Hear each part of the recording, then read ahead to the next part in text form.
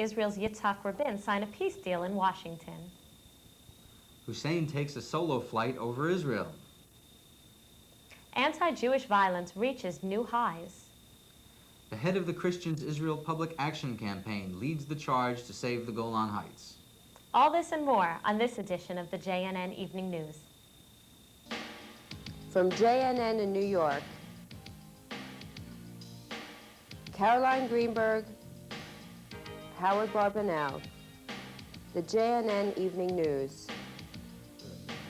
I'm Caroline Greenberg. And I'm Howard Barbanel, and here's what's going on. In an event that can only be called stranger than true, Israeli airspace was vacated for one special flight. Traveling back from London, King Hussein of Jordan, piloting his own plane, asked for and received permission to fly over Israel. He was accompanied by 4 Israeli Air Force jets. The king was escorted across Israeli airspace, circling Tel Aviv twice, carrying on a radio conversation with Prime Minister Rabin, who welcomed him to Israel, even if it was only by air, and then proceeded to fly over Jerusalem and the Al-Aqsa Mosque twice, whereupon he wished his Israeli escorts shalom and flew on to Amman. Israel and Jordan opened a border crossing for foreign tourists located along their frontier, some 2 miles north of Eilat and Aqaba, twin cities on the Red Sea. The peace process with Jordan got underway in mid-July with a rapid series of direct meetings between the two countries, the first in a tent alongside their mutual border, and the second at a Jordanian Dead Sea resort where Foreign Minister Shimon Peres helicoptered in to meet his counterpart. By the end of July, King Hussein and Prime Minister Rabin had come together at the White House to sign a declaration ending the state of war between the two countries. Appearing together at a joint session of Congress to sell the financial aspects of the peace deal, debt forgiveness and aid to Jordan, King Hussein had this to say. We want normality and humanity to become the prevailing order.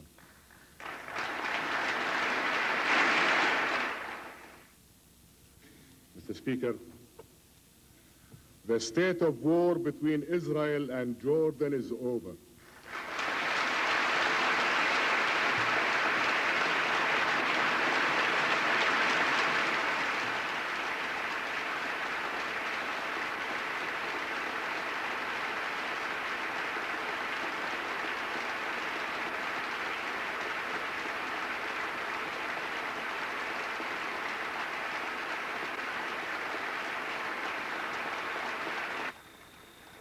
Prime Minister Rabin responded in kind and recited a prayer in Hebrew.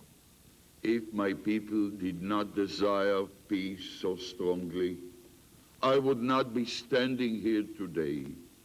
And I am sure that if the children of Amman and the soldiers of Irbid and the women of Salt and the citizens of Aqaba did not seek peace, our partner in this great quest, the King of Jordan, would not be here now, shaking hands, calling for peace.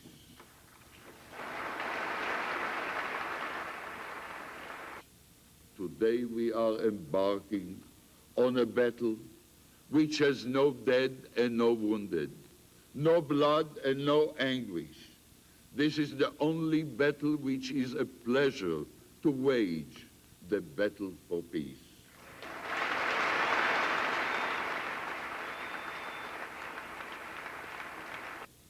And allow me to do it in Hebrew. Baruch atah Adonai Eloheinu, שהחיינו וקיימנו והגיענו לזמן הזה. Blessed are you, O Lord, who has preserved us and sustained us and enabled us to reach this time. God bless the peace. Thank you.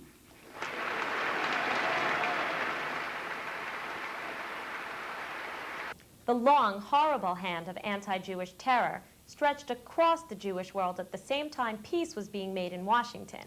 Hezbollah, the Lebanon-based and Iranian-backed so-called Party of God, are the main perpetrators of several acts of devastating violence. The first act was the bombing of a Panamanian commuter airliner, killing 21 persons, 12 of whom were Jewish, and leaders of the Jewish community. The plane was a complete wreck, and the victims' relatives were devastated.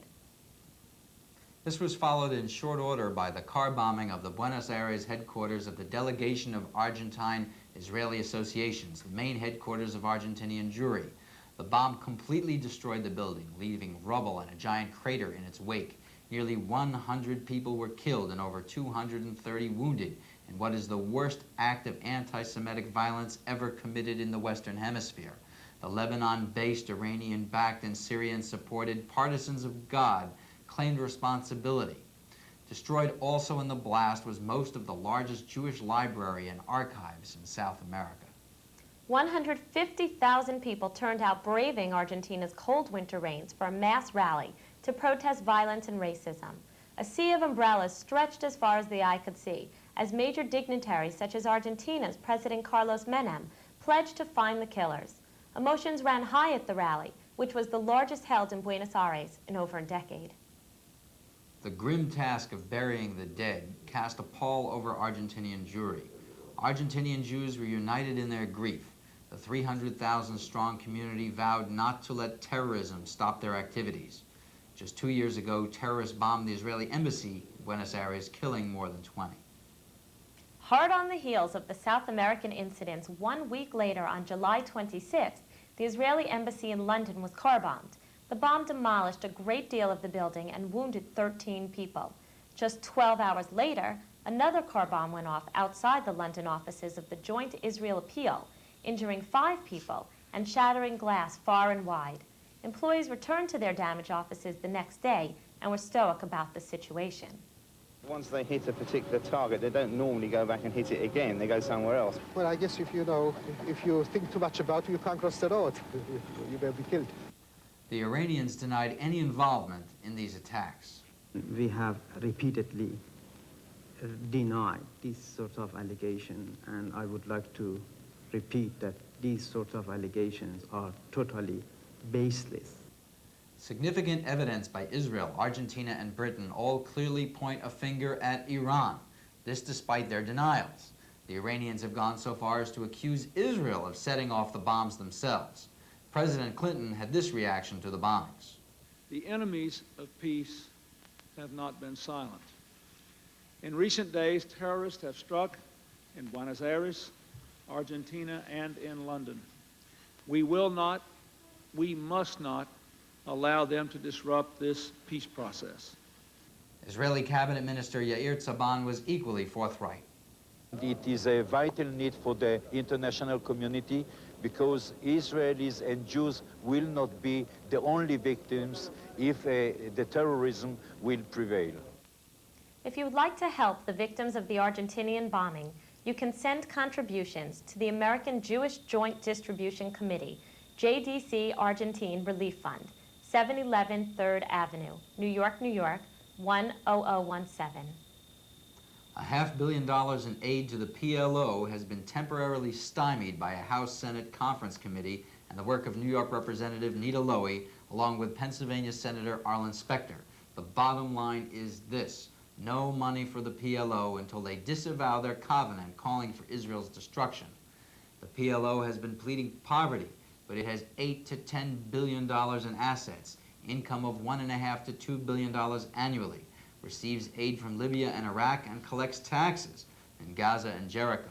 Many Washington experts question the need for aid to the PLO given their financial assets. The Japanese came to Gaza to give Yasser Arafat some $20 million to build housing for his police force. Arafat turned out a military honor guard for the recent visit of Secretary of State Warren Christopher, who came to also discuss money. Christopher had this to say on the subject. We talked about the donors who are prepared to make available funds, but they require, according to their procedures, documentation, and we're very anxious to try to help. Arafat and his man in Jerusalem, Faisal Husseini, have been making no end of public pronouncements calling Jerusalem Palestinian territory and asserting PLO sovereignty over the city's Arab neighborhoods, even going so far as to assert that King Hussein needs permission from Arafat, not the Israelis, if he wishes to pray at Jerusalem's mosques. In response to this, Senator Daniel Patrick Moynihan attached a U.S. policy statement on Jerusalem to this year's U.S. foreign aid bill. The measure would prohibit the opening of a U.S. office in Jerusalem to administer aid to the Palestinian Arabs and bar U.S. leaders from holding official meetings in Jerusalem with leaders of the Palestinian Authority. Moynihan stated that we should not take steps which create damaging precedents or lend any weight to Palestinian claims to Jerusalem. On August 1st, Jerusalem police uncovered a PLO-affiliated terrorist cell operating in Jerusalem. The cell was organized after Yasser Arafat vowed that his organization had given up terror. Charges were brought against 11 PLO members for 9 fire bombings and dozens of stone-throwing incidents. The PLO was also actively pushing a boycott of Israeli businesses by Arab businesses in Gaza and Jericho, and encouraging any company interested in doing business in the territories not to have any Israeli partners. The dictatorial nature of Yasser Arafat's rule is becoming transparent. Last week, the PLO forced the pro-Jordanian, Jerusalem-based Arabic newspaper An-Nahar to cease publishing. PLO leaflets and calls made to the paper's publisher stated that if the paper would not toe the PLO's line, then the paper would be forcibly closed. The PLO claimed the paper has been operating without a license, but pro-PLO papers also have no licenses. An-Nahar's publisher put it this way. Said, enough is enough, no more publication, rather than continuing and challenging certain circles. Former Palestinian spokesperson Hanan Ashrari had this to add. I've lived through 27 years of deprivation, of abuses, and it makes it all that more painful when it is done by your own people.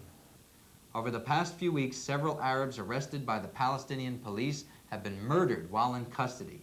Human rights watch groups are monitoring a deterioration in freedoms and rights in the areas under PLO control. Joining us tonight is Robert Weintraub, who is the Vice President of Likud USA. Mr. Weintraub has been with us on previous programs, and in light of all that's been happening in the Middle East, the deal with Jordan and all the developments vis-a-vis the PLO and the territories, we thought it would be appropriate to ask Bob to join us again to give us the Likud perspective on the issues. Bob, we just saw a report on the PLO's closing of the An-Nahar newspaper, which was pro-Jordanian and published in Arabic out of Jerusalem. What does this really mean in terms of what Israel can expect with the PLO, what the Arabs can expect from PLO rule, and for the long-term ramifications in the region?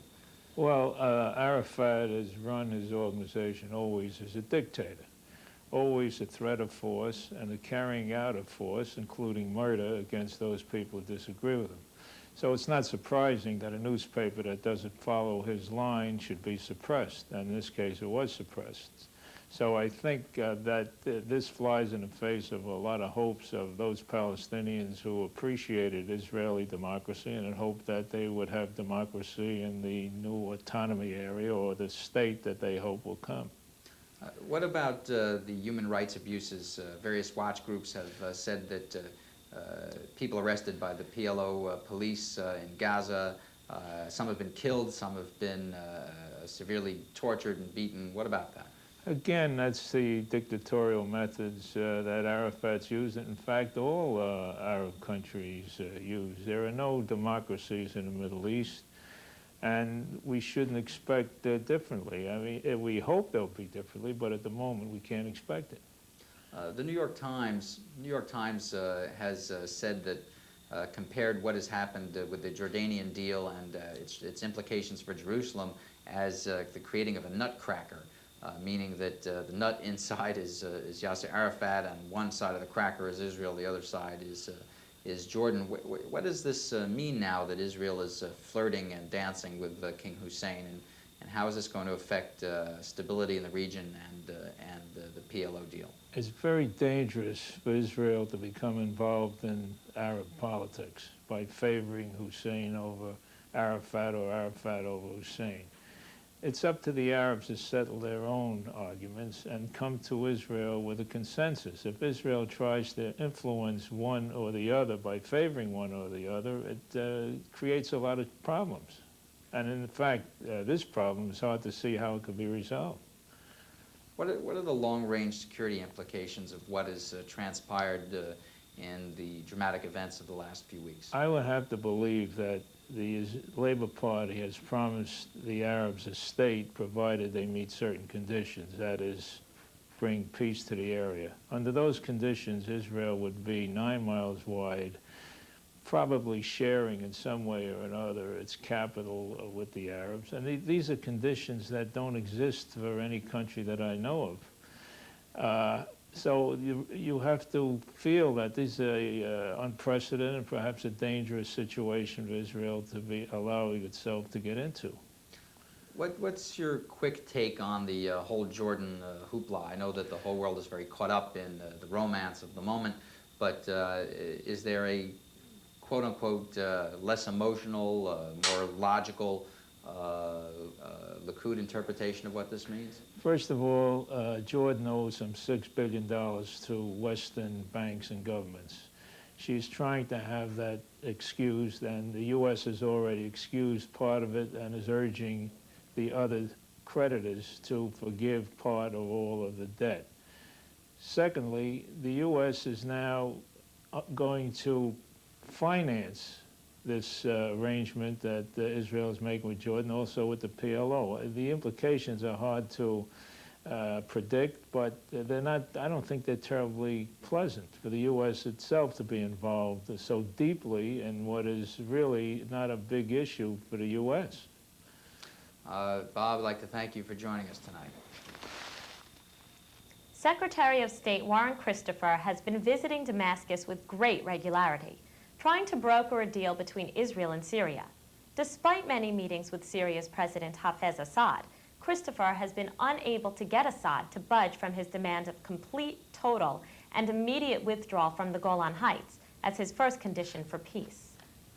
The recent spate of Hezbollah activity, worldwide terror, combined with bold, open attacks on Israeli troops in South Lebanon, are all taking place with the tacit approval and support of Syria. Syria controls the territory from which Hezbollah, or the Party of God, operates, and Syria channels the aid Hezbollah receives from the Iranians. Israeli defense experts predict that Syria will begin producing Scud-C tactical ballistic missiles by mid-1996. The Scuds can hit virtually anything in Israel and are more powerful than those used by Iraq's Saddam Hussein in the Gulf War. Syria's aim is to negate Israeli air superiority. The Saudi Arabians gave Syria $2.3 billion since 1991, the bulk of which has been spent on an arms spree, including pre-assembled Scuds, 600 tanks and more. The residents of the Golan Heights, concerned by Israeli government pronouncements about withdrawing from the Heights, have embarked on a public relations push to garner more support among the Israeli populace for retention of the Heights. Polls show 2/3 of Israelis oppose a Golan withdrawal. The Golan residents have produced a 1-minute commercial that they will be showing across Israel in all the movie theaters. We have a copy of the commercial.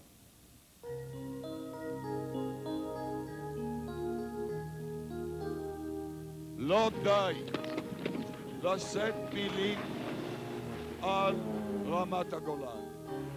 יש לממש אותה בבנייה, בתעסוקה.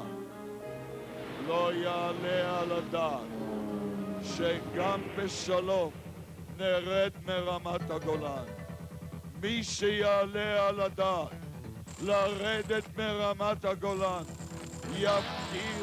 יפקיר את ביטחון ישראל. אנא, כולנו יחד, בואו נשקיע כאן. כך בלבד נממש את מחויבותנו לרמת הגולן. ולכם המתיישבים, אתם העושים את רמת הגולן למה שהיא. כל הכבוד לכם.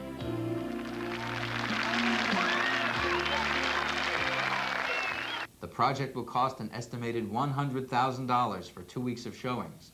The Golan leadership is still actively engaged in fundraising for this project. The dangers of a pullout from the Golan, U.S. troops on the Golan, and billions in aid to fund a pullout are items that have aroused the deep interest not only of Jewish groups, but also of many Christian ones. Richard Hellman is founder and president of the Christians Israel Public Action Campaign, or CIPAC. CIPAC is the only Christian organization registered to lobby Congress on issues pertaining to Israel. Mr. Hellman is an attorney and has worked as a counsel in the Senate. Mr. Hellman, why do Christians care about the Golan Heights? Well, as Christians, we believe that the Golan Heights is part of the biblical heritage of Israel. We also know that the Golan Heights only became part of Syria by virtue of a mandatory British decision in 1923, and so there's not even a historical legal basis for it. Beyond that, we know that the Golan Heights are tremendously important to Israel's survival, both in terms of strategic territory for military defense and also because it's a great source of water. About a third of Israel's water flows down from the Golan Heights into the Kinneret, into the Sea of Galilee, and from there is dispersed throughout the country. Now, you led an effort to block U.S. troop deployment on the Golan Heights. This measure was defeated. Why did it fail? And do you think it can be brought up again? Well, it only failed because it was brought up late on the night of July 1st, as most of the senators had already either departed or were planning to leave for the 4th of July weekend.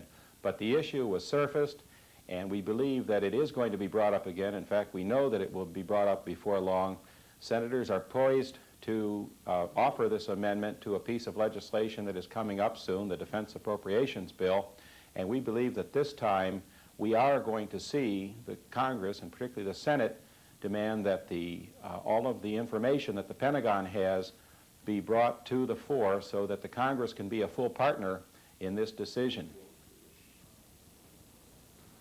Richard, why should Israel retain the Golan, and why should U.S. troops not be stationed there at all? And moreover, does the Pentagon have any studies on this issue from a defense or strategic standpoint?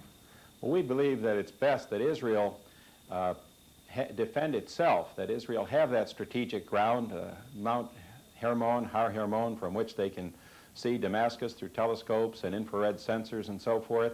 We believe that this is tremendously important strategically. Just as 1900 years ago and more, when the defenders of Gamla on the Golan knew that they were fighting to defend Jerusalem, so too today we believe the defense of Jerusalem begins even on the Golan Heights. And we don't think that U.S. troops should be used to seal what is basically a bad or inferior deal between Israel and Syria. And it's interesting that you ask about these studies. Yes, the Pentagon has a study by the RAND Corporation, and we are asking, as I mentioned, that the Senate demand that that study and any other analyses that the Pentagon has be released. And also, we expect a high-level private study from an independent think tank to be released very soon. So we believe a lot of attention is going to be focused on the Golan Heights in the weeks and months ahead. Okay, changing subjects now for a minute. What about U.S. aid to the PLO? What is CIPAC's position on this? And are you happy with what Representative Lowy accomplished in conference committee last week? Well, basically, we believe that if there is real humanitarian aid which needs to be given to the Palestinian Arab people, we're not opposed to that, of course. No one would be. But this disregards two important facts. First, that the Palestinian Arabs progressed greatly under Israeli stewardship during the 27 years of administration of Judea, Samaria, and Gaza. And secondly, that the PLO has, by some estimates, $8 to $10 billion of their own. And we believe that they should start to spend some of their own money instead of just looking for aid from abroad. Most important, just as Representative Lowy pointed out with her initiative, we believe that the same principles and the same procedures should apply to the PLO as to any recipient of U.S. or Western aid. And we, in fact, have asked, at CIPAC, have asked that there be a GAO, congressional watchdog study of the PLO to see how the PLO is really administering the funds which are provided by the U.S. and other Western donors. Do the majority of Christians across America see things your way? And how do you reconcile your agenda with that of the current Israeli government, with whom you differ? Yes, most Americans and most American Christians do agree with our point of view. In fact, this has been shown by repeated polls. And we particularly reach out to the 70 million American Bible-believing Christians. Evangelical, born again, charismatic, and other terms are used to describe them, but more and more we also are reaching out to the mainline, so-called mainline Christian churches, Catholic, Lutherans, and others. With respect to the Israeli government, we do not try to align ourselves with any political party or any government, either here in America, much less in Israel. We thank God that Israel has a democratically elected government with respect for rights of all people, and so we agree that that government should reflect the thinking of the Israeli people. We just point out what biblical principles are and what seems to make sense for America and for Israel, and then any Israeli government can draw its own conclusions using our data and inputs as well as others. Dick, thank you so much for joining us tonight. We appreciate that you came by. Thank you. It's been a pleasure to be here. Saddam Hussein's Iraq, despite UN sanctions and boycotts, is signing contracts with China and Russia to build nuclear power plants. Israel is pressing the U.S., Britain, and the Security Council not to lift sanctions to keep Iraq from proceeding apace with nuclear development. Former Israeli Prime Minister Yitzhak Shamir has a new book coming out called Summing Up. The book is autobiographical and recounts his experiences in the pre-state underground, his time in the Mossad, and his years as Prime Minister. Summing Up, the book, will be available in stores in September. Israel's Central Bureau of Statistics just released their population figures for 1994. There are currently 5.33 million people in Israel, of whom 4.34 million, or 81.5%, are Jewish.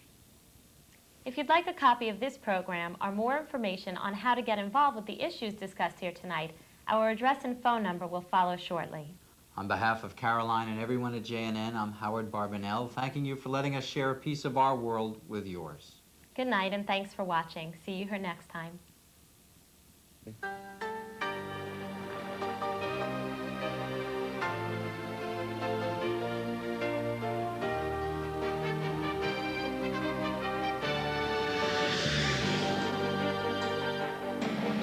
הבית שלי, הדרך שלי, הליכוד זה נכון. העתיד שלי, הביטחון שלי, הליכוד זה נכון. בדרך שלנו נביא השלום, בלי העלייה, הגשמת החלום. כולנו היחד, כל אחד לחוד, יודעים שזה נכון, זה הליכוד. הליכוד